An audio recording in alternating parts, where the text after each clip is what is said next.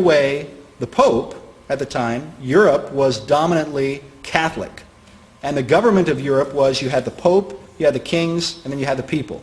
The Pope ruled over the kings, and the kings ruled over the people. That was the structure of government.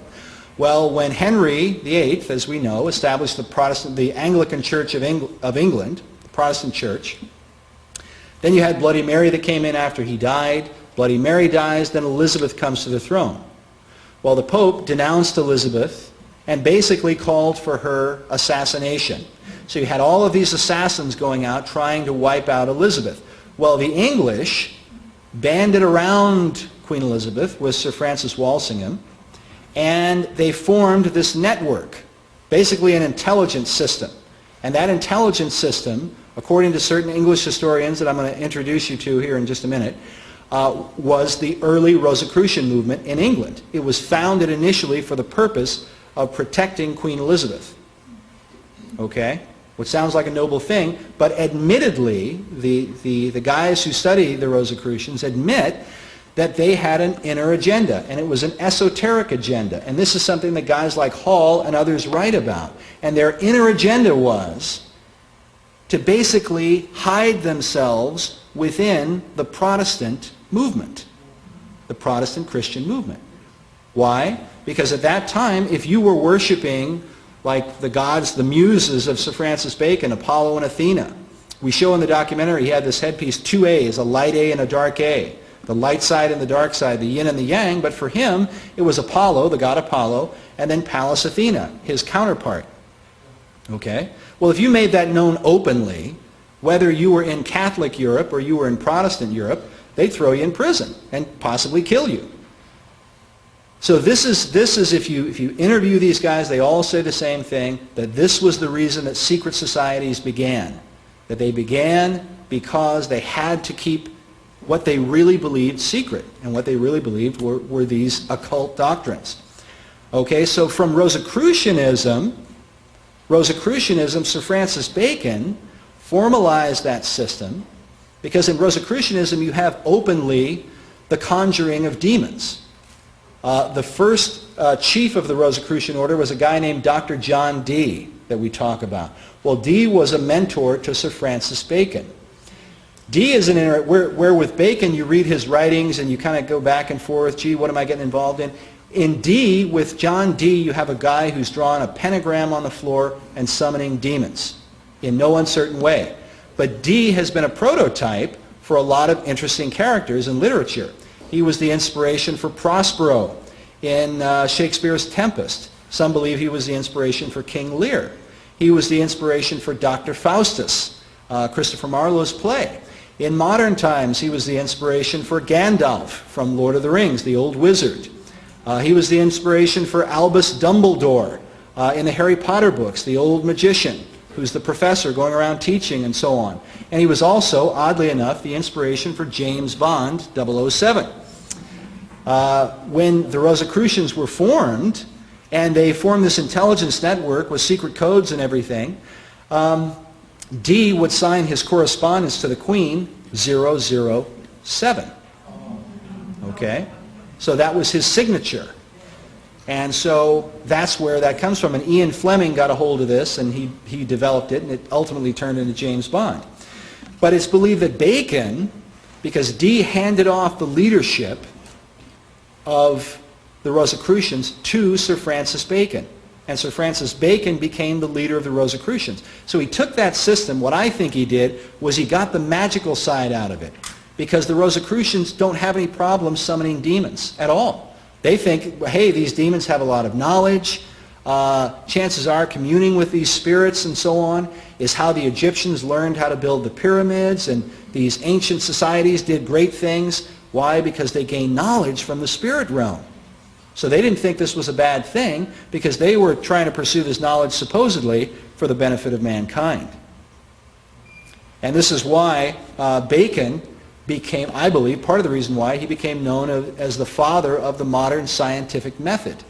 He was the guy who developed the method that would later be adopted by guys like Sir John Locke, Sir Isaac Newton, even Thomas Jefferson. Thomas Jefferson considered Francis Bacon one of the 3 most important men in history. And Jefferson, according to Baconians and others, Jefferson believed that he was fulfilling Bacon's desire for a new Atlantis in founding the United States. Now I want to introduce you to this guy. A lot of our information about Bacon, while there's just hundreds of books that have been written on him, if you know where to look for him, a lot of our information comes from a guy named Peter Dawkins. And Peter Dawkins is an Englishman. He is very much into the New Age, into esoteric wisdom. He's a very nice man, but he's deeply involved in the occult. And Peter Dawkins is the founder and president of an organization called the Francis Bacon Research Trust in England. And it's just outside of Stratford-upon-Avon in a place called Upper Tysoe. And we interview him in Secret Mysteries. You'll see him there. A very eloquent fellow, deeply involved in New Age eschatology and theology and so on.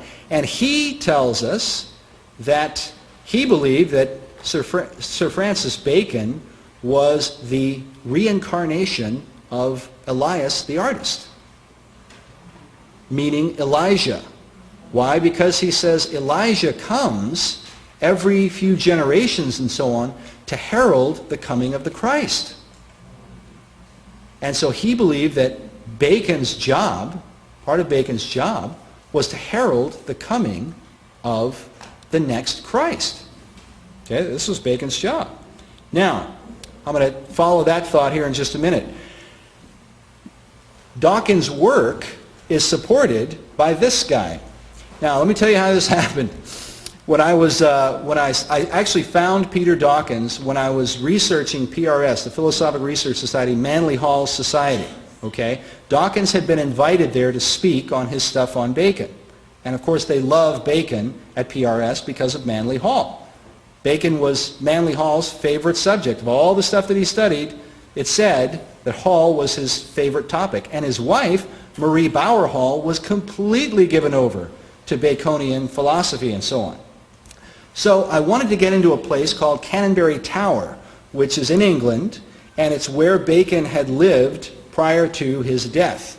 And it's believed that he began the Invisible College at this place called Canonbury Tower, and that he held a lot of his meetings with the Masons and the Rosicrucians there.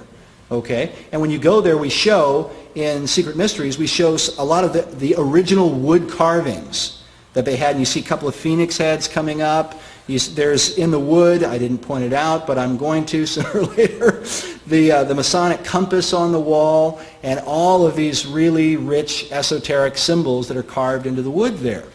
Well, Peter Dawkins told me, he said, well, if you want to get permission, contact this woman. Her name was Carol. And so I did. I sent her an email and called and left a message. Well, a couple of days later, I got an email.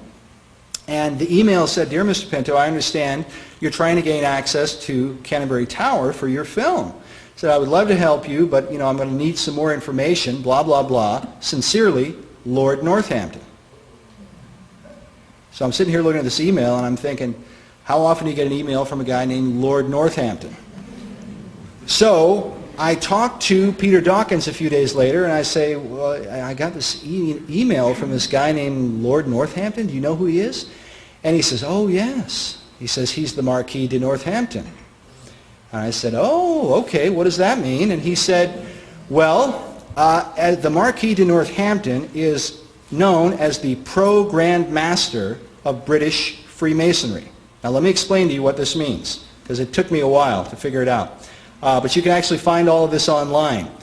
The Grand Master of British Freemasonry is this fellow, the Earl of Kent, a member of the royal family.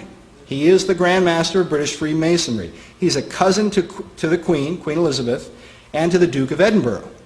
Because he is a member of the royal family, as the Grand Master, he can appoint a Pro-Grand Master who acts in his place. Okay? Because he's busy being royalty, somebody else makes all of the certain decisions and goes and meets everybody, etc., and so on. So as Pro-Grand Master, the Marquis de Northampton, who fulfills that role, is the acting head of all British Freemasonry. And here I say he's arguably the most powerful Mason in the world. Why? Because if you interview Masons,